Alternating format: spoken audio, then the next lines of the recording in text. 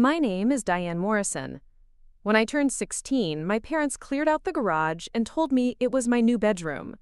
They said the house was too crowded, that I was mature enough to handle it. What they didn't say was that my younger brother Kyle needed the bigger room for his gaming setup, and my sister Brianna deserved the one with the bay window because she was applying to art schools. I learned to sleep to the sound of the garage door opener grinding above my head at 6 in the morning when Dad left for work. For 3 years, I made that concrete floor feel like home. Last month, they called me crying, begging to move into my oceanfront estate in Malibu. They still don't know I bought it with cash. I'd love to know which corner of the globe you're watching from. And if this story speaks to you, make sure to subscribe. Tomorrow's video is one you absolutely can't miss. The garage wasn't insulated. In December, the concrete walls would sweat with condensation, and I'd wake up with my blankets damp from the cold. In July, the metal roof turned the space into an oven that no fan could cool. Mom hung an old shower curtain as a divider between my room and Dad's workbench, but it didn't block the smell of motor oil or the fluorescent light that flickered on automatically whenever someone opened the side door. Kyle got my old bedroom upstairs. It had carpet, central heating, and a window that faced the neighbor's garden where morning glories climbed the fence. When I asked Mom why he couldn't take the garage instead, she looked at me like I'd suggested something cruel. "Diane, honey, you know Kyle has asthma. The dust and fumes wouldn't be good for him." Brianna kept the room she'd always had, the one with built-in shelves and enough wall space for her easel. "She needs natural light for her paintings," Dad explained when I mentioned the garage had no windows except for the narrow strip at the top of the door. I wasn't angry then, just tired. Tired of being the solution to problems I didn't create. When Kyle outgrew his twin bed, I helped Dad carry my old double mattress down to the garage. When Brianna complained about noise from the kitchen, they moved the television to the family room, which happened to be directly above my new sleeping space. Every night I'd fall asleep to the muffled sound of their laughter drifting through the ceiling. The worst part wasn't the cold or the smell of lawnmower gasoline. It was the way they acted like it was temporary, like any day we'd figure out a better arrangement. "Just until we can afford to add on to the house," Mom would say, even though Dad's landscaping business was doing well enough for Kyle's new Xbox and Brianna's art supplies. The addition never came up in family meetings. Neither did I. I started staying late at school, not because I loved calculus or chemistry, but because the library was quiet and warm. Mrs. Patterson, the media specialist, let me use the computers after hours. She never asked why I didn't want to go home, just handed me the Wi-Fi password and left a thermos of coffee on the desk. That's where I first learned about coding, hunched over a desktop computer that was older than my garage bedroom, teaching myself Python from free online tutorials. The house had unspoken rules. Kyle's gaming sessions couldn't be interrupted, so I learned to enter through the garage side door and slip upstairs for dinner without making noise. Brianna's art projects took priority over homework space, so I did my assignments sitting cross-legged on my mattress, using a cardboard box as a desk. When friends came over, I was expected to make myself scarce. "Diane is studying," Mom would say, which wasn't a lie, but wasn't the whole truth either. I got my first job at 15, bussing tables at Giuseppe's Italian Kitchen downtown. The manager, Mr. Castellanos, paid me under the table and let me take home leftover breadsticks and soup. I told my parents the money was for college savings, which was partially true.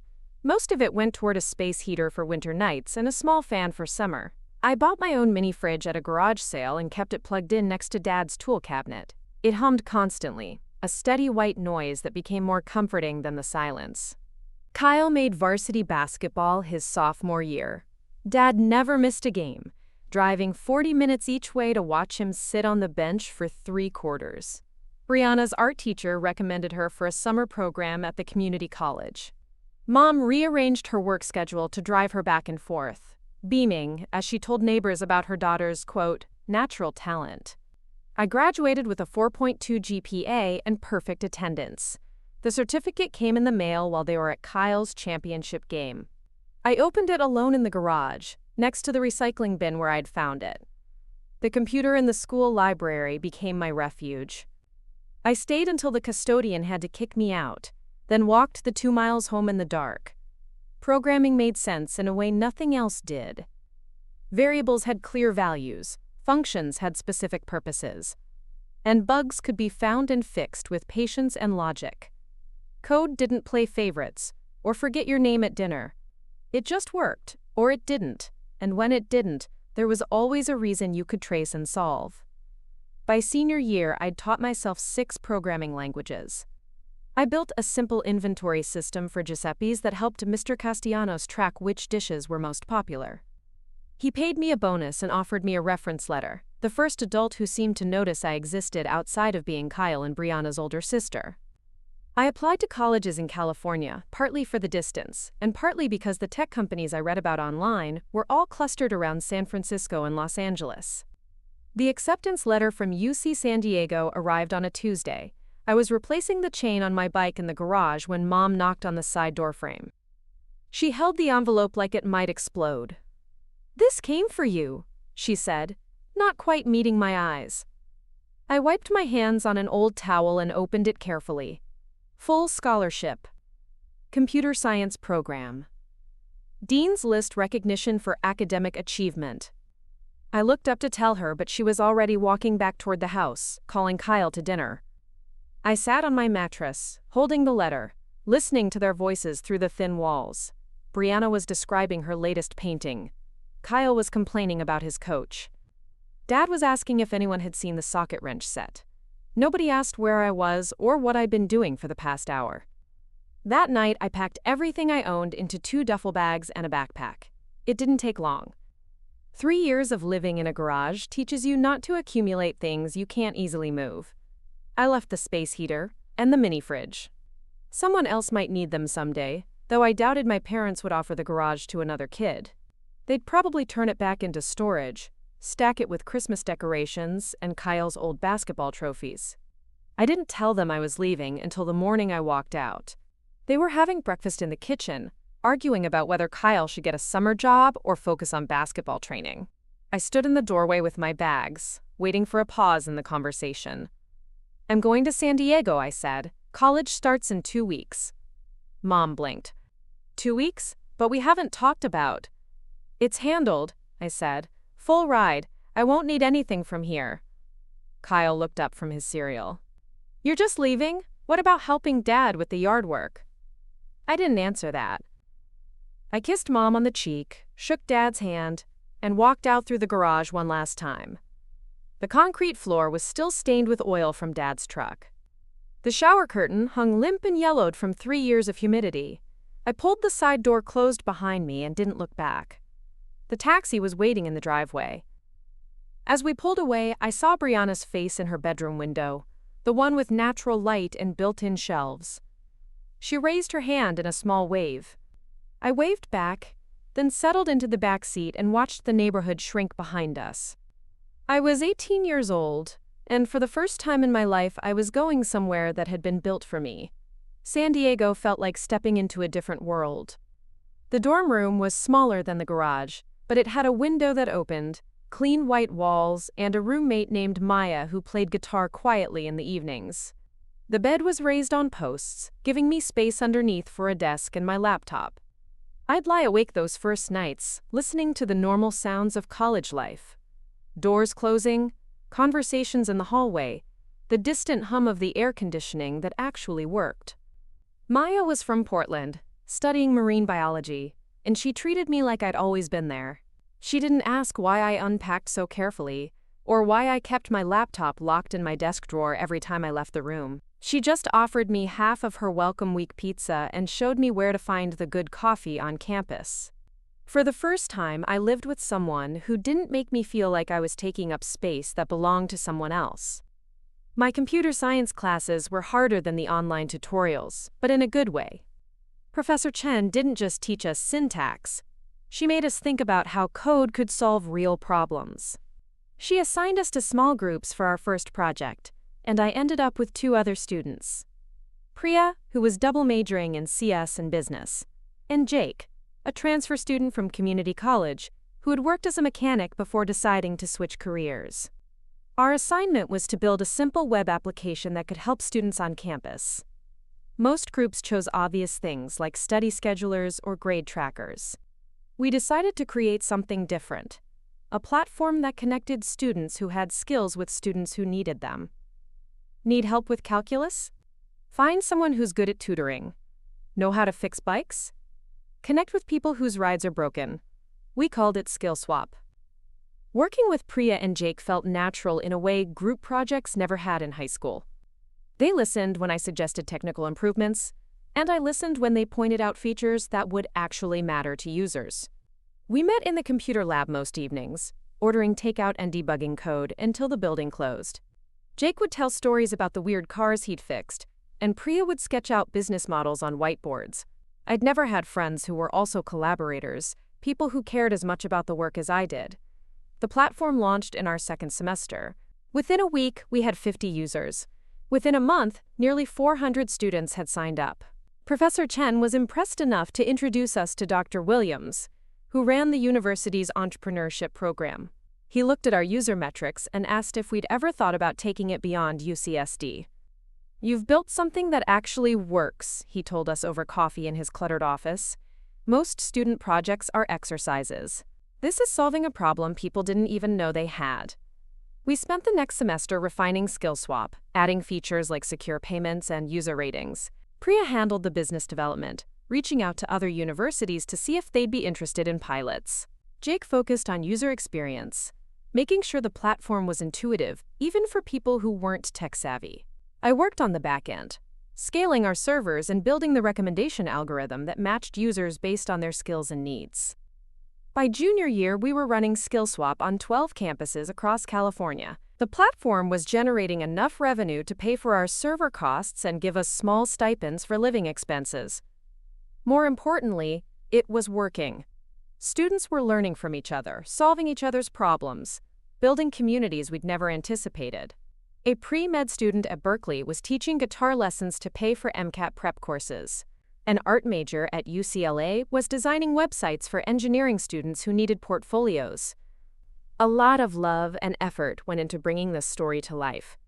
If you're enjoying it, we'd be so grateful if you'd subscribe to our channel. Now, back to where we left off.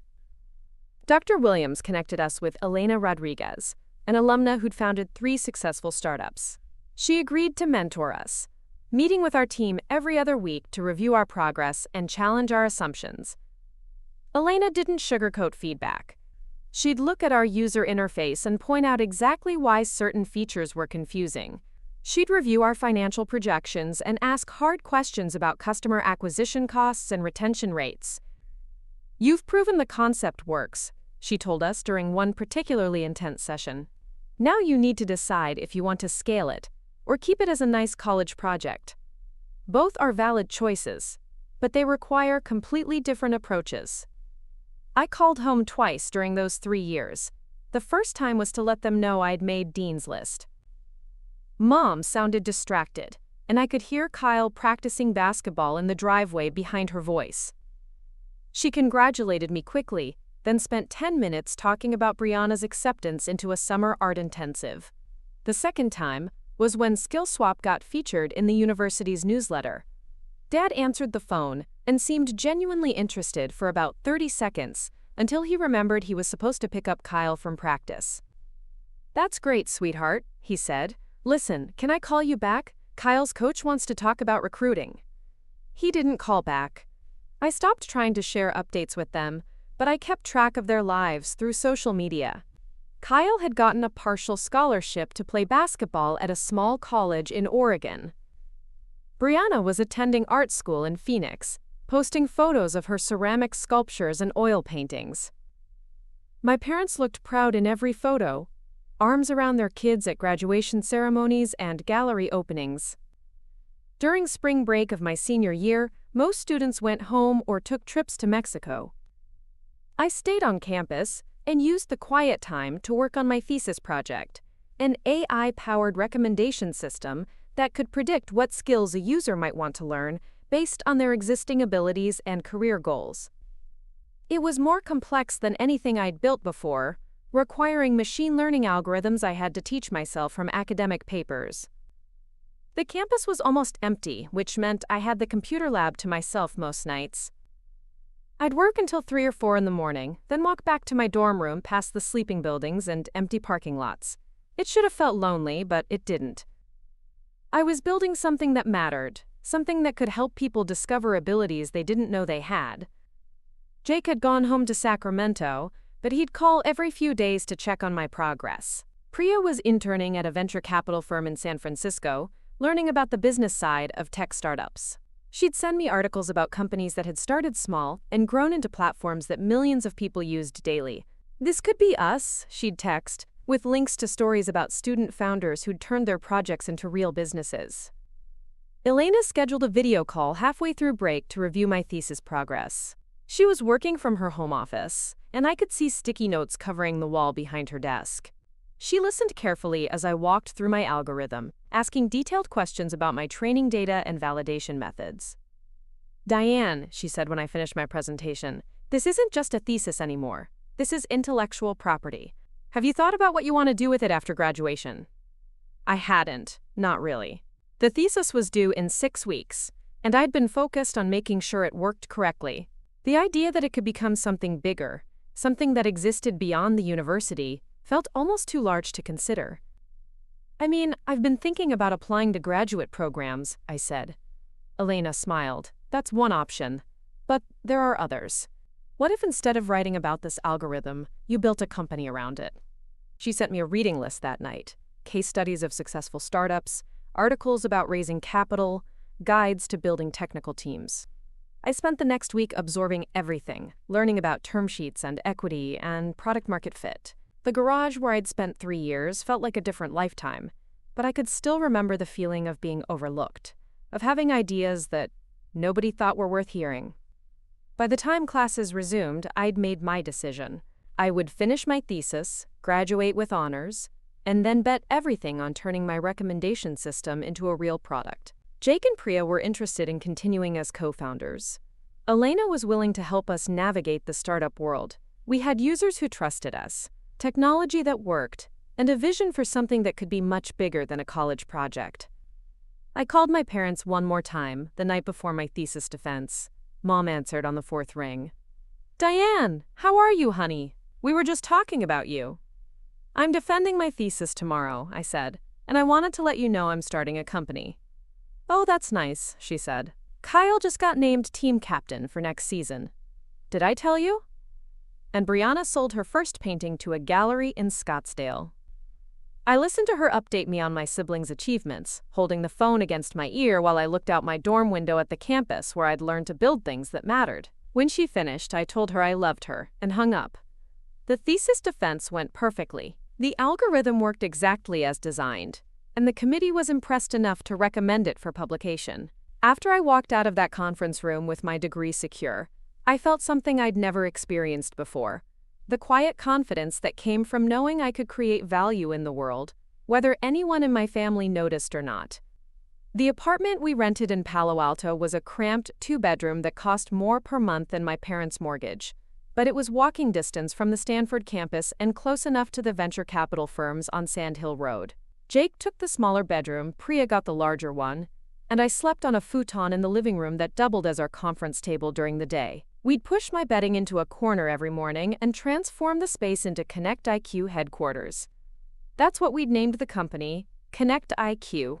Our AI-powered platform would help people discover skills they didn't know they wanted to learn, connecting them with mentors and opportunities based on their existing abilities and career goals. SkillSwap evolved, growing beyond college campuses into something that could work for anyone trying to level up their life. Elena had introduced us to Daniel Chen, a partner at Redwood Ventures who specialized in early-stage AI companies. He was younger than I'd expected, maybe 35, with sharp eyes and a habit of asking questions that exposed exactly where our business plan fell apart. Our first meeting lasted 3 hours and felt like a friendly interrogation. "Your technology is solid," he told us over coffee at a cafe in Menlo Park. "But technology isn't enough. Who's your customer? How do you acquire them? What's your path to profitability? And most importantly, how do you compete with LinkedIn, Coursera, and every other platform that's trying to solve adjacent problems?" We didn't have good answers yet, but Daniel didn't seem discouraged. He gave us homework: validate our assumptions with real users, build financial models that made sense, and come back in 6 weeks with evidence that people would actually pay for what we were building. Those 6 weeks nearly broke us. We interviewed hundreds of potential users. Recent graduates, career changers, people stuck in jobs they'd outgrown. We built prototypes and tested them, watched users interact with our interface, and rewrote everything based on what we learned. Jake discovered he had a gift for user research, spending hours on video calls with beta testers who helped us understand what features actually mattered. Priya dove into competitor analysis, mapping out the strengths and weaknesses of every platform in our space. I focused on the technical architecture, building the machine learning models that would power our recommendation engine. The algorithm needed to understand not just what skills someone had, but what skills they could realistically develop, based on their background, interests, and available time. It was more complex than anything I'd attempted, requiring neural networks that could process multiple data types and make predictions that actually help people make better decisions about their careers. Our breakthrough came from an unexpected source. Elena had connected us with Dr. Sarah Kim, a professor at Stanford's Graduate School of Education, who studied how adults learn new skills. She explained that most platforms focused on content delivery, courses, videos, tutorials, but ignored the psychological barriers that prevented people from actually completing their learning goals. People don't just need to know what to learn, she told us during a long lunch in Stanford's faculty club. They need to understand why they're capable of learning it, and they need social support throughout the process. Your AI could be the coach that helps them believe in themselves. That conversation changed everything. Instead of building another course platform, we designed Connect IQ as a personalized learning journey. The AI would assess someone's current skills, recommend a path forward, and then provide ongoing encouragement and adjustment as they progressed. Users could connect with mentors, join study groups, and celebrate milestones with people who were on similar journeys. We rebuilt the entire platform in 4 weeks, working 18-hour days and surviving on energy drinks and takeout from the Thai restaurant downstairs. Priya handled business development, securing partnerships with online learning platforms that would provide the actual courses while we focused on the recommendation and community features. Jake designed the user experience, creating interfaces that felt encouraging rather than overwhelming. I built back-end systems that could scale to millions of users while still providing personalized recommendations for each individual. Our second meeting with Daniel Chen went better. We demonstrated the platform with real users, showed him our financial projections, and explained our strategy for customer acquisition. He asked hard questions, but this time we had answers backed by data. "I'm impressed," he said as we wrapped up the presentation. "You've moved from an interesting idea to a real business in 6 weeks. That's rare." Redwood Ventures led our seed round, investing $2 million for a 15% stake in the company. We celebrated that night with dinner at a restaurant that had tablecloths and servers who knew about wine. It felt surreal to be 22 years old, sitting in Palo Alto, talking about hiring plans and product roadmaps with my co-founders who'd become my closest friends. The funding allowed us to move into a real office in Mountain View, a converted warehouse with exposed brick walls and enough space for the 10-person team we planned to hire over the next 6 months. We bought actual furniture instead of using cardboard boxes as desks, and I finally got my own bedroom in a shared house with other startup founders. It wasn't luxurious, but it was mine in a way the garage had never been. Building the team was harder than I'd expected. We needed engineers who understood machine learning, designers who could make complex workflows feel simple, and marketing people who could explain our value proposition to users who'd never heard of AI-powered career coaching. Elena introduced us to recruiters who specialized in early-stage startups, but every hire felt like a gamble. We were asking people to bet their careers on our vision, just like we'd bet ours. Our first major hire was Jessica Wu, a data scientist who'd worked at Google for 3 years before deciding she wanted to join something smaller. She was skeptical during the interview process, asking detailed questions about our training data and algorithmic bias. But when she saw our user feedback, messages from beta testers who'd discovered new career paths they'd never considered, she understood what we were building. "Most AI is about efficiency," she told us on her first day. "This is about possibility. That's much more interesting." Jessica helped us refine the recommendation engine, adding safeguards against bias and improving the accuracy of our predictions. She also challenged us to think bigger about what the platform could become. What if instead of just recommending skills, we could help people understand their natural strengths? What if we could predict not just what someone could learn, but what would actually make them happier in their career? We launched the public beta in September, 8 months after graduation. The response was overwhelming. Within the first week, we had 5,000 signups. Within a month, 50,000 people were using Connect IQ to explore new career possibilities. The feedback was unlike anything we'd received during our college years with SkillSwap. Users weren't just completing courses, they were changing their lives. A graphic designer in Portland used our platform to discover she had aptitude for data analysis and transitioned into a role at Nike. A retired military officer in San Antonio found his way into cybersecurity consulting. A teacher in Philadelphia realized she wanted to learn product management and landed a job at a startup that developed educational software. The stories poured in through our feedback system, each one validating that we'd built something that actually mattered. The media attention started small. A mention in TechCrunch, a profile in the Stanford Alumni magazine. But as our user base grew, so did the coverage. Wired wrote about our AI algorithm. Fast Company featured us in their list of most innovative companies. I gave my first conference talk at a machine learning summit in Las Vegas, explaining how we'd built personalized recommendations that actually help people make better career decisions. Standing on that stage, looking out at an audience of engineers and entrepreneurs who were genuinely interested in what I had to say, I thought about the garage where I'd taught myself to code. The concrete floor and the smell of motor oil felt like someone else's life, but I could still remember the loneliness of building things that nobody noticed. Now I was building things that helped thousands of people discover what they were capable of, and the irony wasn't lost on me. Jake, Priya, and I had developed a rhythm as co-founders that felt natural despite the pressure. We'd meet every Monday morning to review metrics and plan the week ahead. But most of our real decisions happened during long walks around the neighborhood or late-night conversations in the office, when everyone else had gone home. We trusted each other completely, which made everything else possible. By the end of our first year, Connect IQ had 200,000 active users and had helped facilitate over 50,000 skill learning journeys. We were generating revenue through premium subscriptions and partnerships with employers who wanted to help their teams develop new capabilities.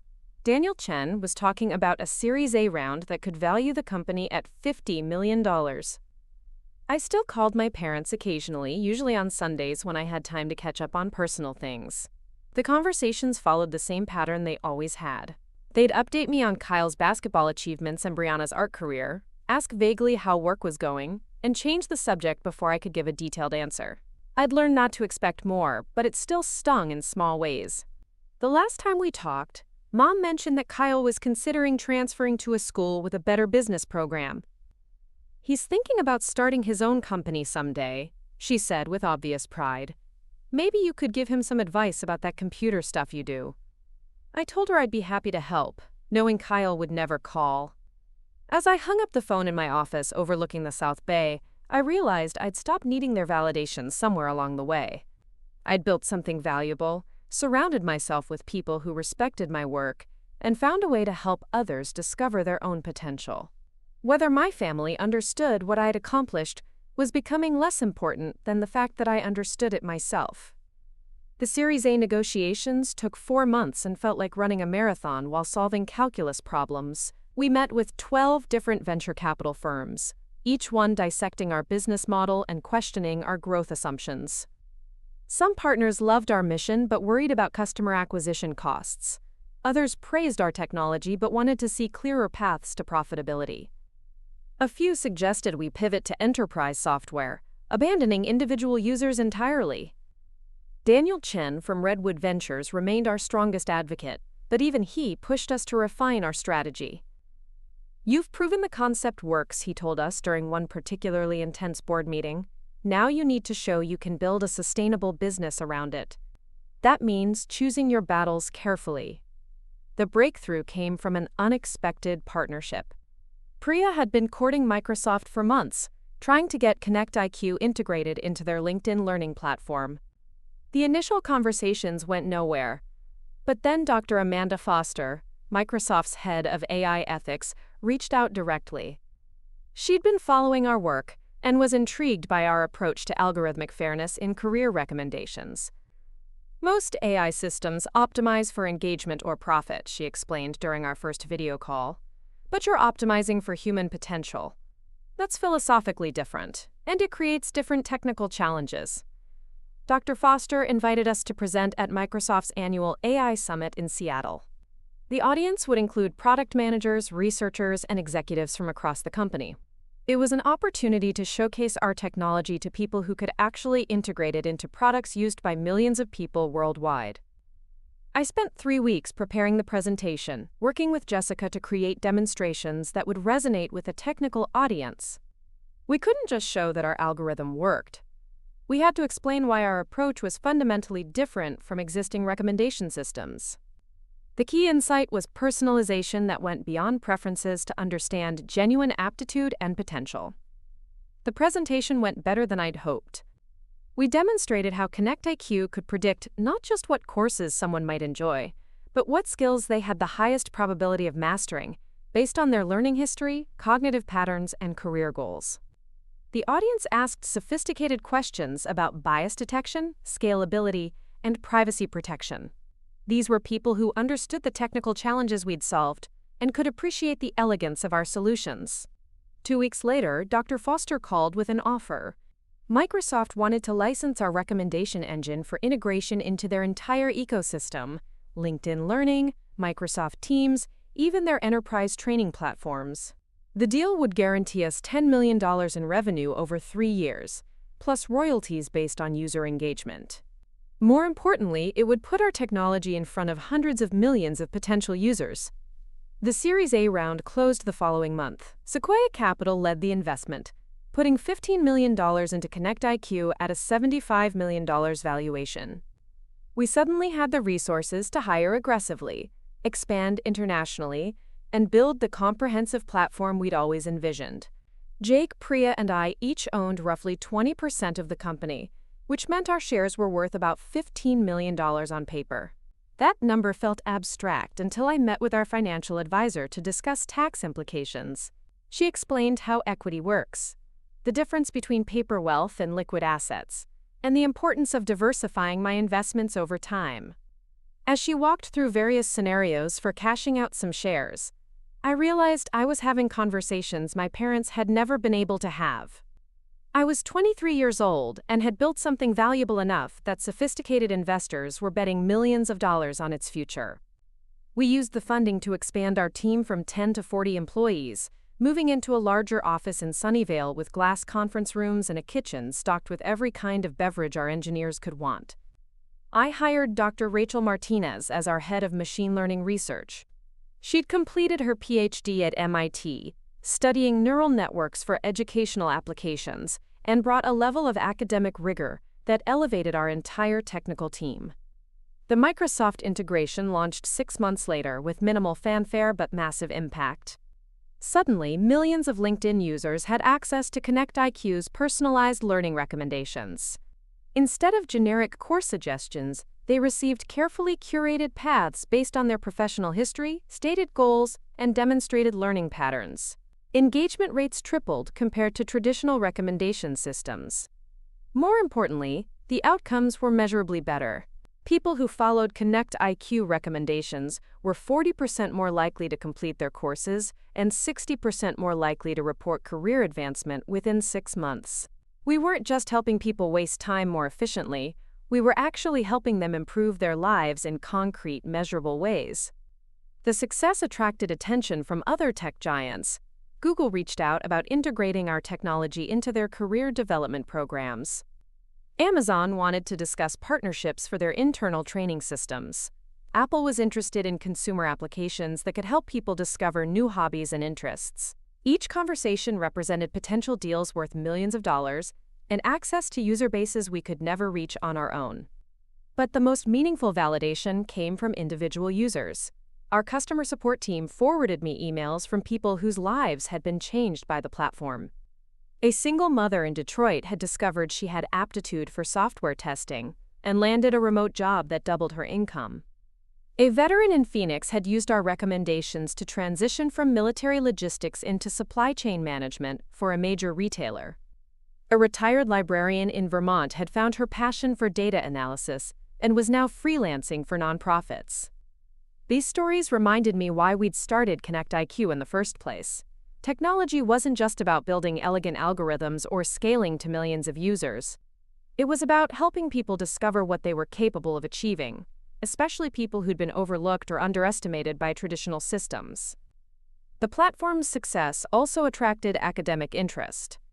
Dr. Kim from Stanford's Education School collaborated with us on research studies examining how AI-powered recommendations affected learning outcomes. Harvard Business School wrote a case study about our growth strategy. The MIT Technology Review featured our work in their annual list of breakthrough technologies. I was invited to speak at conferences around the world, sharing our insights about personalized learning and ethical AI development. Standing on stages in London, Tokyo, and Berlin, explaining how we'd built technology that actually helped people, I felt a sense of purpose I'd never experienced before. This was what I'd been working toward without realizing it: the opportunity to solve problems that mattered on a scale that could touch millions of lives. The recognition brought personal attention I wasn't entirely comfortable with. Tech journalists wanted to write profiles about the young founder revolutionizing career development. Venture capital firms invited me to speak at their portfolio company events. Other entrepreneurs reached out asking for advice about building AI-powered platforms. I accepted some of these opportunities but tried to keep the focus on our team's collective achievements rather than my individual story. Jake, Priya, Jessica, and Rachel had all contributed essential pieces to Connect IQ's success. The company worked because we'd built complementary skills and trusted each other completely. My role as CEO was important, but it was just one part of a larger system. During this period of rapid growth, I found myself thinking more often about the contrast between my current life and my childhood in that garage. The confidence I felt presenting to Microsoft executives or negotiating with Sequoia partners had been built gradually, through small victories and trusted relationships. But the foundation had been laid during those lonely nights in the garage, teaching myself to code while my family focused on Kyle's basketball games and Brianna's art projects. The garage had taught me self-reliance, but it had also taught me something more valuable: how to build things that mattered even when nobody was watching. Every line of code I'd written, every algorithm I'd debugged, every problem I'd solved, had been preparation for this moment when I could actually help thousands of people discover their own potential. I started thinking about buying real estate not just as an investment but as a symbol of how far I'd come. The apartment I shared with other startup founders was fine for now, but I wanted space of my own, somewhere I could think clearly and plan for the next phase of Connect IQ's growth. Something with natural light, maybe near the ocean, where I could wake up to the sound of waves instead of the mechanical grinding of a garage door opener. The idea felt both practical and poetic. I'd grown up in a space nobody wanted, and now I could afford to live anywhere I chose. That freedom represented more than financial success. It represented the ability to create the environment I needed to do my best work. For the first time in my life, I could optimize my living situation for my own goals, rather than accommodating everyone else's needs. As Connect IQ continued growing and I started seriously house hunting in Northern California, I realized I was building more than just a successful company. I was building a life that felt authentic to who I'd become, surrounded by people who valued what I brought to the world. Whether my family ever understood that journey was becoming less important than the fact that I was finally living it on my own terms. The house in Malibu wasn't something I'd planned to buy. I'd been looking at properties in Palo Alto and San Francisco, places that made sense for a tech CEO who needed to be close to the office and investor meetings. But my realtor, Sarah Chen, had insisted I see this oceanfront property that had just come on the market after a messy divorce settlement. The moment I walked through the front door, I understood why she'd pushed me to make the drive. Floor-to-ceiling windows framed the Pacific Ocean like a living painting. The main living area was open and airy, with white oak floors that seemed to glow in the afternoon light. There was a home office with built-in shelves that could hold all the books I'd never had space for, and a master bedroom that faced the water. But what sold me was the 3-car garage that had been converted into a workshop. The The previous owner had been an architect who used the space for model making and drafting. Instead of concrete floors and exposed pipes, it had polished hardwood, custom storage, and skylights that filled the room with natural light. Standing in that transformed garage, I felt something click into place. "I'll take it," I told Sarah before we'd even finished the tour. The purchase process took 2 months, complicated by the seller's emotional attachment to the property and my need to verify that ConnectIQ's stock options could serve as collateral for the mortgage. When the papers were finally signed, I owned a $4.2 million home with an unobstructed view of the Pacific Ocean. At 24, I was probably the youngest person in the neighborhood by at least 15 years. Moving in felt surreal. I hired a designer who specialized in minimalist, modern interiors, someone who understood that I wanted the space to feel calm and uncluttered. We chose furniture that complemented the ocean views without competing with them. Clean lines, natural materials, colors that echoed the sand and sky outside.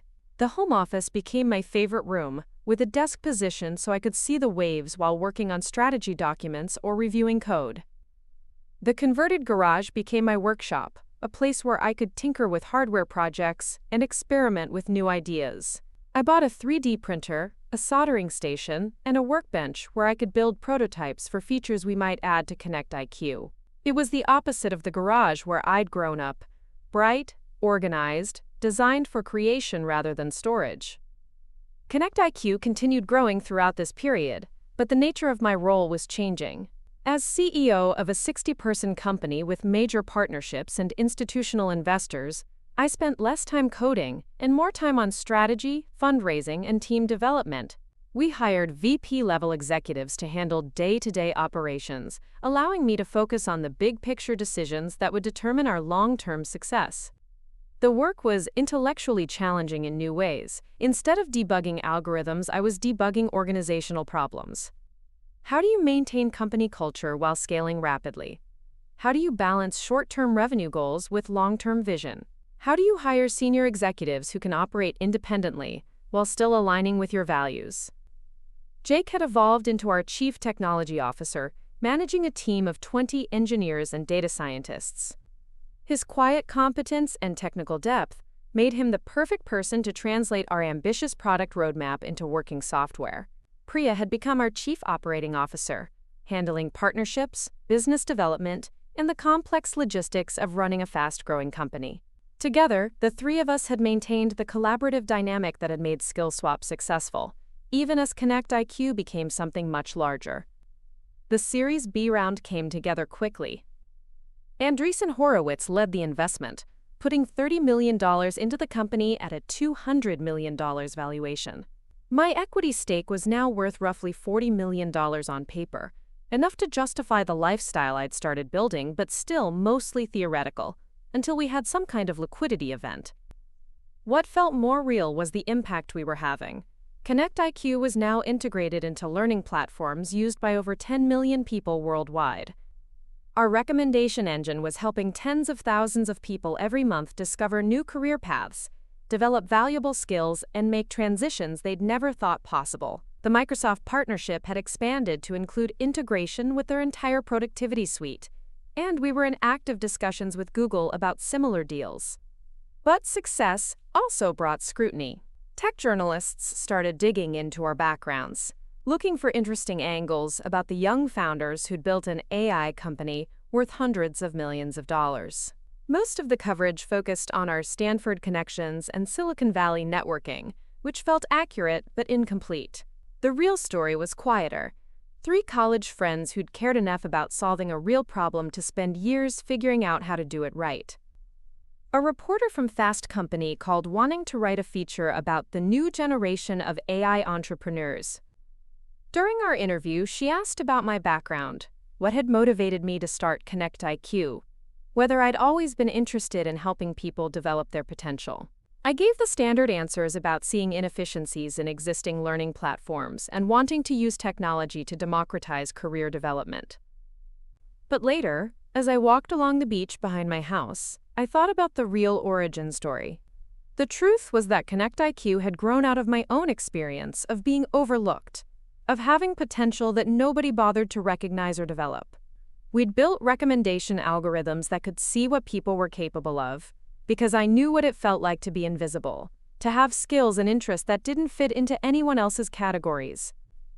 The irony wasn't lost on me. I'd spent years trying to get my family to notice what I was building, and now strangers were writing articles about my achievements.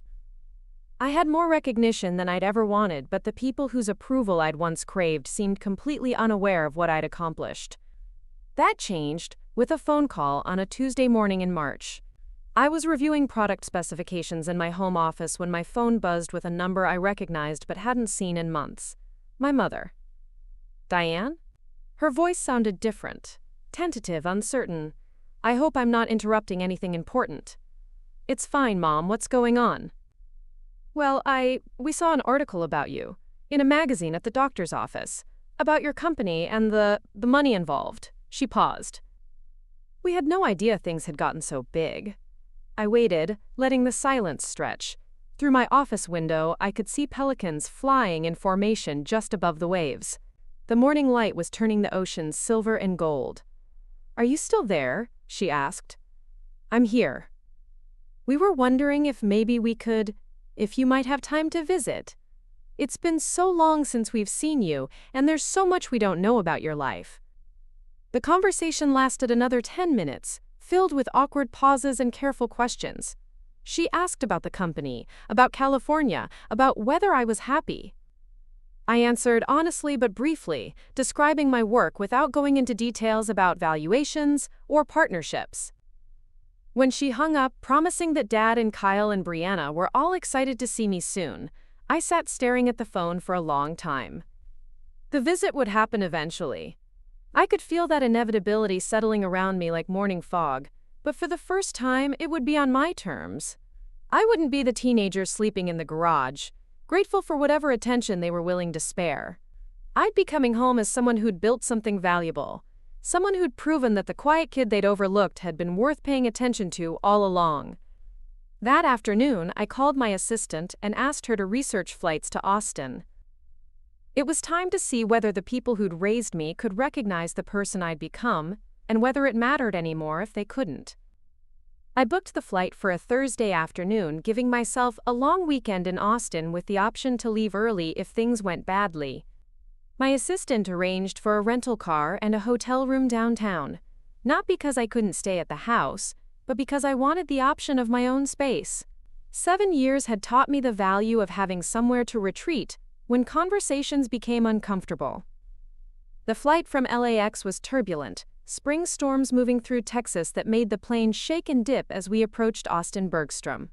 I spent most of the journey working on my laptop, reviewing ConnectIQ's quarterly metrics and preparing for a board meeting scheduled for the following week. But as we descended through the clouds and I saw the familiar sprawl of Austin below, my focus shifted from financial projections to family dynamics I hadn't navigated in years. Dad picked me up at the airport, driving the same Ford pickup he'd owned when I left for college. He looked older, grayer around the temples, but his handshake was still firm and his smile seemed genuinely warm. During the drive home, he asked careful questions about my work, my life in California, whether I liked living near the ocean. The conversation felt stilted, like we were both following scripts we'd rehearsed, but weren't quite sure we remembered correctly. Your mother's been cooking all day, he said as we pulled into the driveway. She wants everything to be perfect. The house looked smaller than I remembered, but well maintained. Someone had repainted the shutters and replaced the front porch railing. New flower beds flanked the walkway, planted with roses that wouldn't bloom for another month. The garage door was closed, but I could see through the windows that it had been converted back to storage, filled with the accumulated belongings of a family that had lived in one place for over 20 years. Mom greeted me at the front door with a hug that lasted longer than usual, her arms tight around my shoulders like she was trying to hold on to something that might disappear. She'd set the dining room table with the good china and cloth napkins, the way she used to for holiday dinners when I was younger. Kyle and Brianna hadn't arrived yet. He was driving down from Dallas, where he worked in sales for a medical device company, and she was flying in from Phoenix, where her art career had evolved into managing a small gallery. The first few hours felt surprisingly natural, We sat in the living room drinking coffee and catching up on 7 years of distance. Mom showed me photo albums from Kyle's wedding the previous summer, an outdoor ceremony in the Texas Hill Country that looked beautiful and happy. Brianna had been the maid of honor, her paintings featured as centerpieces at the reception. I found myself genuinely pleased to see evidence of their happiness, even though I'd learned about most of these milestones secondhand through social media. Dad asked thoughtful questions about Connect IQ, trying to understand how we'd grown from a college project into a company worth hundreds of millions of dollars. I explained our partnership with Microsoft, our expansion into international markets, the research we were funding at universities around the world. He listened carefully, occasionally asking for clarification about technical concepts or business strategies. For the first time in my memory, he seemed genuinely interested in what I was building rather than politely waiting for the conversation to move on to other topics. Kyle arrived that evening with his wife Lisa, a pediatric nurse who was 8 months pregnant with their first child. He'd filled out since college, settled into the comfortable weight of someone who'd stopped playing competitive sports but hadn't yet adjusted his eating habits. But he seemed content in a way that was new, holding Lisa's hand while they told stories about preparing for parenthood and looking at houses in better school districts. When Kyle hugged me, he held on for an extra beat and said quietly, "I'm really proud of what you've accomplished, Diane. I always knew you were going to do something amazing." The comment surprised me, partly because I'd never heard him express anything like pride in my work, and partly because I wasn't sure I believed him. But his tone was sincere, and Lisa squeezed my arm in a way that suggested Kyle had talked about me in positive terms. Maybe the intervening years had given him perspective on our childhood dynamic, or maybe becoming a father himself had made him think differently about family relationships. Brianna arrived the next morning, renting a car at the airport and driving straight to the house in time for brunch. She looked older too, but in a good way, more confident, more self-possessed. Her work at the gallery had taught her about business as well as art, and she spoke knowledgeably about market trends and collector behavior. She'd brought a portfolio of her recent paintings, landscapes and portraits, that showed real technical skill and emotional depth. "I want to show you something," she said after we'd finished eating, leading me upstairs to her old bedroom. The space had been converted into Mom's sewing room, but Brianna had hung several of her paintings on the walls where her pop star posters used to be. One of them stopped me in my tracks. It was a painting of the garage, but not as I remembered it. She'd depicted it as a cocoon-like space, dark around the edges but with warm light emanating from the center where a figure sat hunched over a desk, working. The composition suggested transformation, potential, something valuable being created in an overlooked place. "I painted this 2 years ago," Brianna said quietly.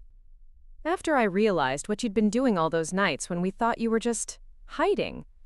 "You knew?" "Not then. But looking back, I could see it." "You weren't hiding from us, Diane. You were building something. I just wish I'd been smart enough to understand that at the time." The conversation that followed was unlike any we'd ever had. Brianna apologized for the years when she'd accepted preferential treatment without question, for not speaking up when I was clearly being overlooked, for not recognizing that my quiet intensity was actually focused ambition.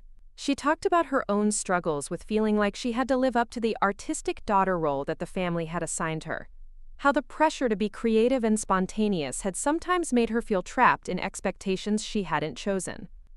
"I think we all played parts back then," she said. "Kyle was the athlete, I was the artist, and you were the responsible one, but those were just labels. They didn't really capture who any of us actually were." Kyle joined us later that afternoon, and the three of us spent hours talking in a way we'd never managed as teenagers. Kyle admitted that he'd always felt guilty about taking my bedroom, that he'd known the garage was unfair but hadn't wanted to rock the boat. Lisa had helped him understand that family dynamics didn't have to be permanent, that adults could choose to relate to each other differently than they had as children. "I want our kid to grow up knowing their Aunt Diane," he said. "Not the version of you we created when we were kids, but the actual person you've become. And I want them to know they don't have to compete for attention or approval. There's enough for everyone." The real test came that evening, when Mom and Dad joined our conversation.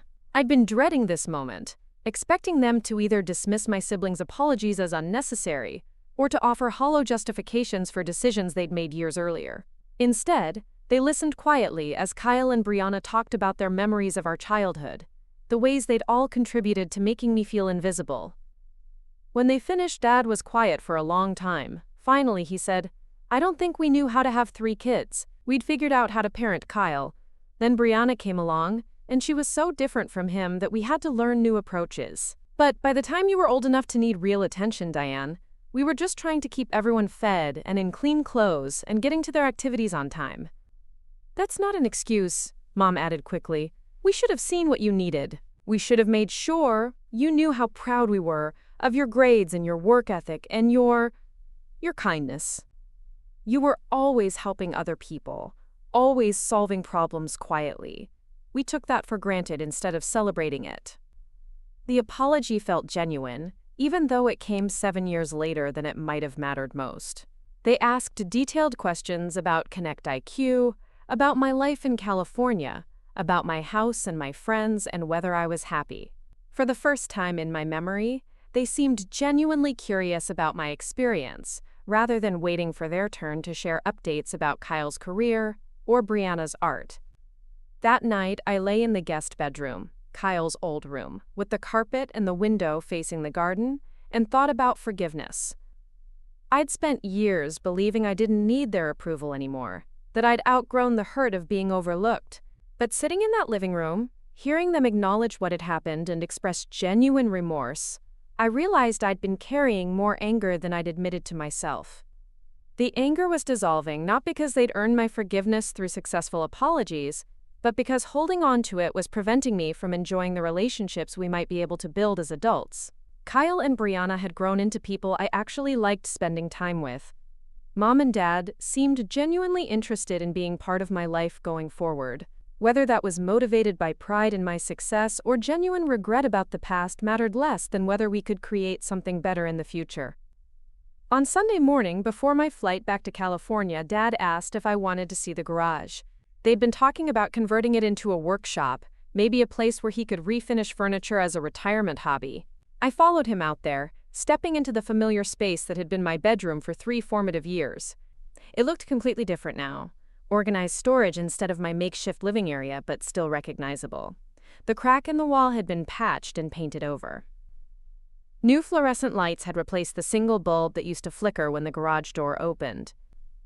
But standing there, I could still remember the teenager who'd taught herself to code on a secondhand laptop, who'd dreamed of building something that mattered while her family focused on everyone else.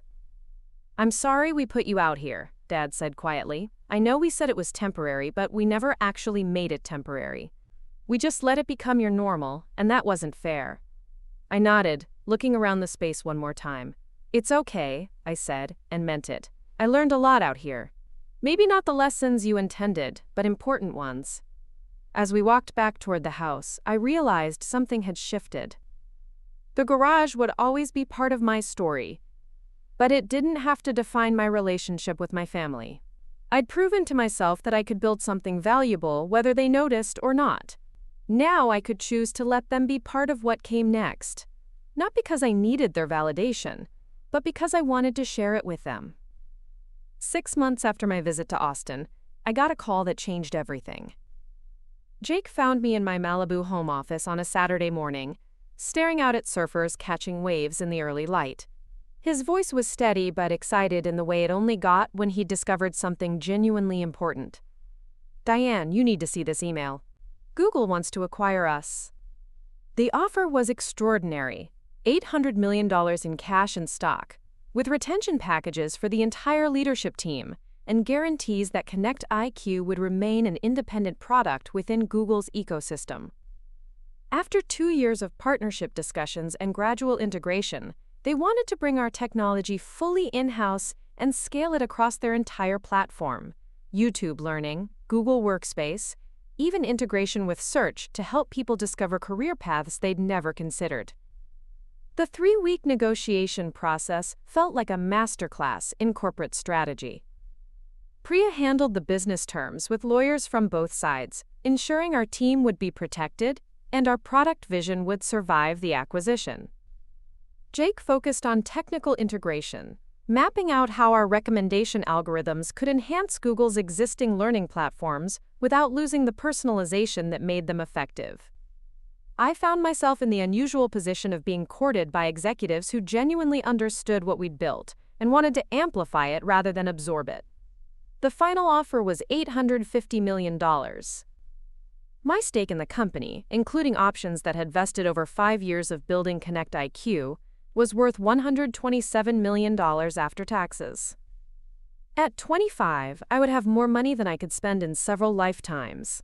But more importantly, our technology would reach billions of people instead of millions. The signing happened at Google's headquarters in Mountain View, in a conference room overlooking the campus where I'd once walked as a college student dreaming about working for companies like this. Sundar Pichai joined the meeting via video call to welcome us to Google and talk about his vision for AI-powered education. As I signed the final documents, surrounded by lawyers and executives, and my co-founders who'd become my closest friends, I thought about the garage where this journey had really begun. The acquisition closed on a Thursday in November. By Friday morning, the wire transfer had hit my bank account, and I was officially wealthy beyond any reasonable definition of the word. The number on my phone's banking app looked fake, like someone had added too many zeros by mistake.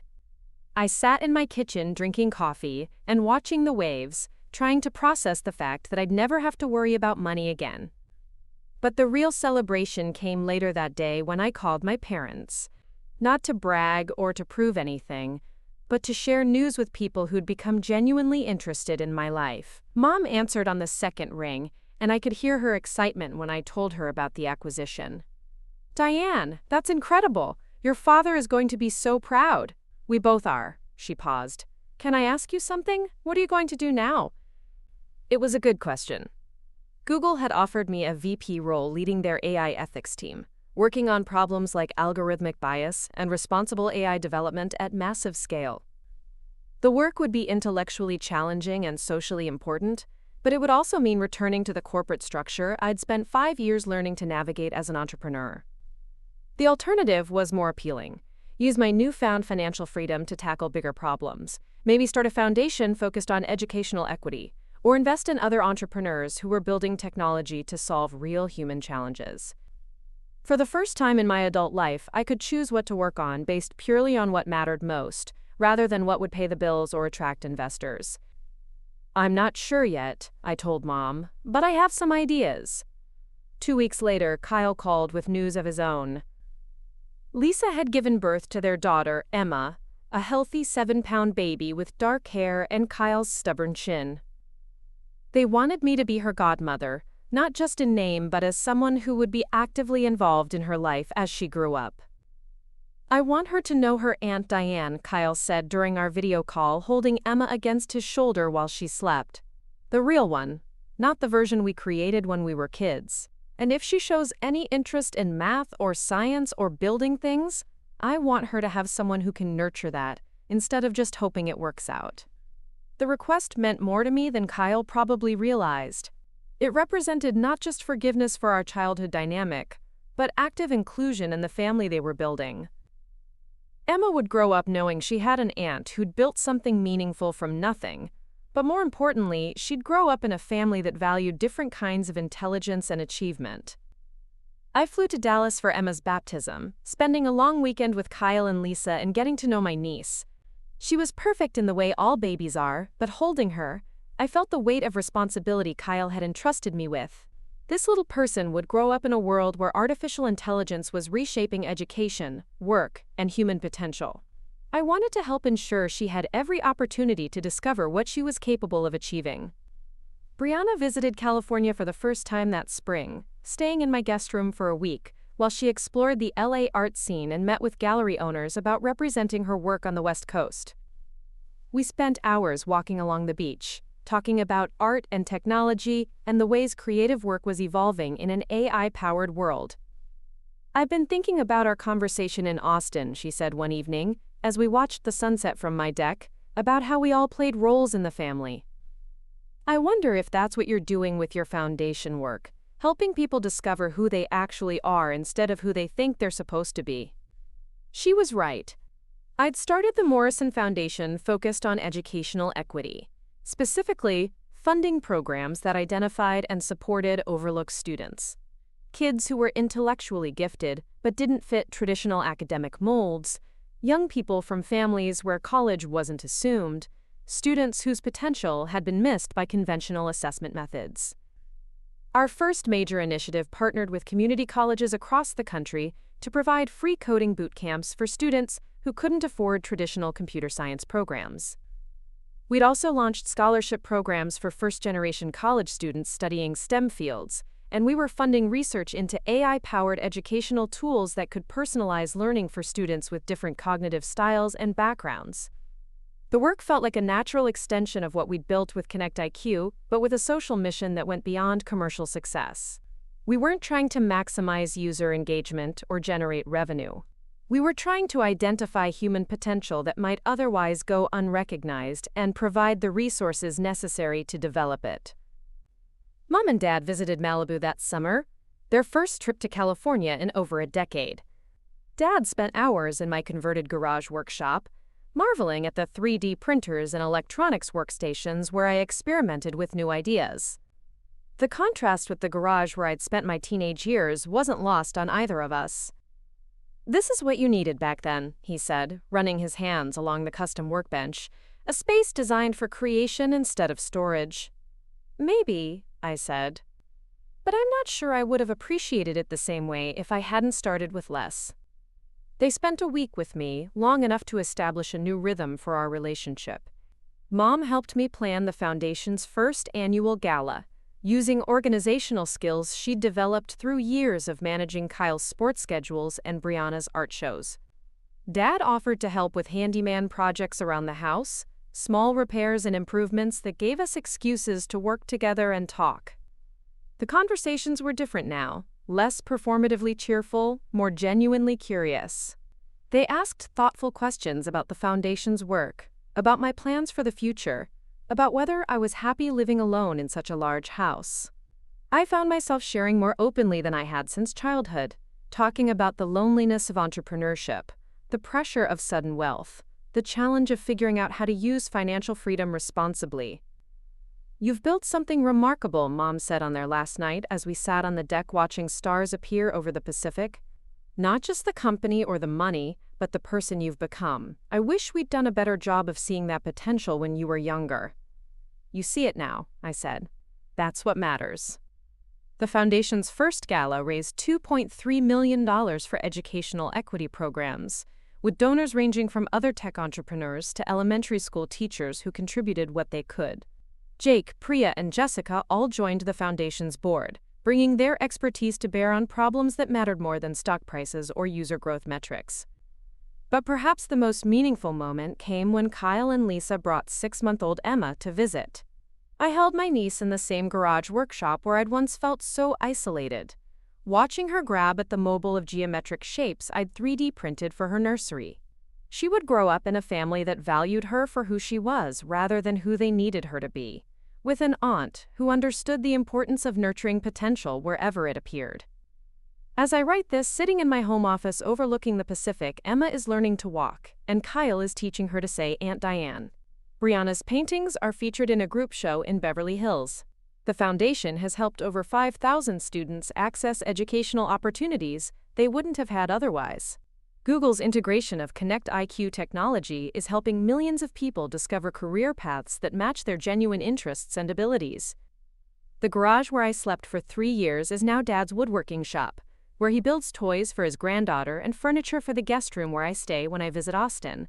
The space that once represented neglect has been transformed into something creative and purposeful, which feels like the right kind of full circle.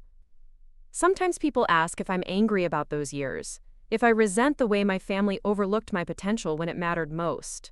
The honest answer is more complicated than anger or forgiveness. Those experiences taught me self-reliance, showed me how to build things that mattered whether anyone was watching, and gave me empathy for other people who feel invisible in systems designed to reward more obvious forms of achievement. I wouldn't choose to sleep in a garage again, but I'm grateful for what I learned there. Most importantly, I learned that your value doesn't depend on other people recognizing it. You can build something meaningful from nothing, turn silence into strength, and create the life you want regardless of where you started. The view from my bedroom window shows an infinite ocean, but sometimes I still dream about that concrete floor and the sound of the garage door opener grinding to life each morning. Both spaces shaped me, but only one of them was my choice. That difference I've learned makes all the difference in the world. Looking for more? We've got 2 amazing stories ready for you right on screen. If this one touched you, these are absolutely worth your time. Click to watch them now. And hey, subscribe and hit that bell to never miss our latest uploads.